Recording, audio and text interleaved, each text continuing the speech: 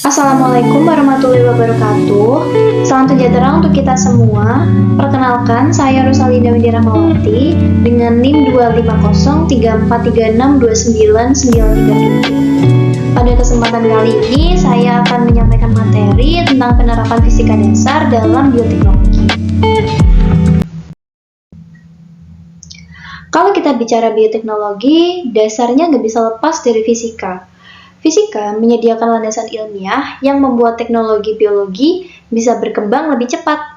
Tanpa prinsip-prinsip fisika, banyak alat maupun metode biologi modern yang mungkin tidak akan ada. Dalam bioteknologi, setidaknya ada 3 konsep fisika utama yang sering digunakan. Yang pertama, ada mekanika gelombang, yang terkait dengan getaran dan gelombang. Contoh aplikasinya terlihat pada penggunaan ultrasonografi atau mikroskop.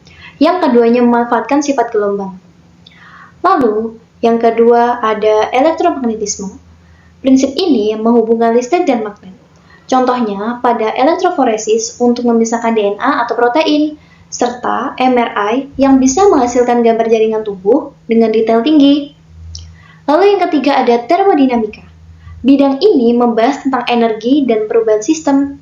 Dalam bioteknologi, termodinamika penting untuk menjaga stabilitas biomolekul, mendukung reaksi biokimia, sampai mengatur kondisi kultur sel supaya bisa tumbuh optimal. Fisika memberi dasar teknis untuk merancang peralatan bioteknologi. Misalnya, mikroskop yang membantu melihat objek yang sangat kecil, atau spektroskopi untuk menganalisis zat biologis. Selain itu, gelombang elektromagnetik juga sering dipakai untuk meneliti dan memodifikasi bahan biologis. Hubungan keduanya sangat erat. Fisika membuat kita bisa memahami fenomena biologis dengan cara kuantitatif. Lewat prinsip fisika, proses biologis bisa diukur, divisualisasikan, bahkan dimanipulasi dengan lebih tepat. Jadi, bioteknologi modern sebenarnya berdiri di atas fondasi fisika. Contoh nyata pertama adalah ultrasonografi atau yang biasa disebut USG. Teknik ini memanfaatkan gelombang suara berfrekuensi tinggi untuk melihat organ dalam tubuh. Keunggulannya, aman digunakan karena tidak melibatkan radiasi, sehingga sering dipakai dalam pemeriksaan kehamilan. Contoh berikutnya adalah spektroskopi. Metode ini memungkinkan kita mempelajari struktur biomolekul tanpa merusaknya. Sangat penting untuk penelitian protein, DNA, dan juga pengembangan obat baru karena bisa menunjukkan interaksi antar molekul secara detail.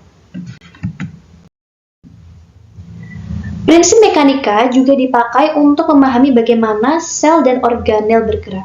Selain itu, teknologi mikroskop, baik mikroskop optik maupun elektron, sangat bergantung pada prinsip gelombang cahaya dan lensa untuk menampilkan gambar mikroorganisme secara jelas. Peralatan bioteknologi lainnya juga memanfaatkan listrik dan magnet. Contohnya elektroforesis yang menggunakan arus listrik untuk memisahkan biomolekul.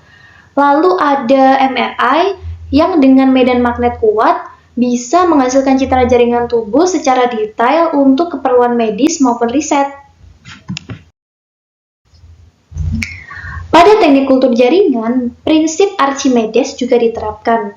Konsep ini membantu sel menyerap nutrisi secara optimal dari medium cair sehingga pertumbuhan sel tetap baik selama proses perbanyakan.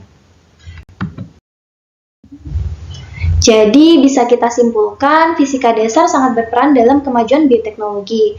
Prinsip-prinsip fisika bukan hanya sekedar teori, tapi benar-benar menjadi alat, metode, dan dasar untuk penelitian serta aplikasi medis yang lebih inovatif. Sekian presentasi saya, kurang lebihnya mohon maaf. Terima kasih atas perhatiannya. Wassalamualaikum warahmatullahi wabarakatuh.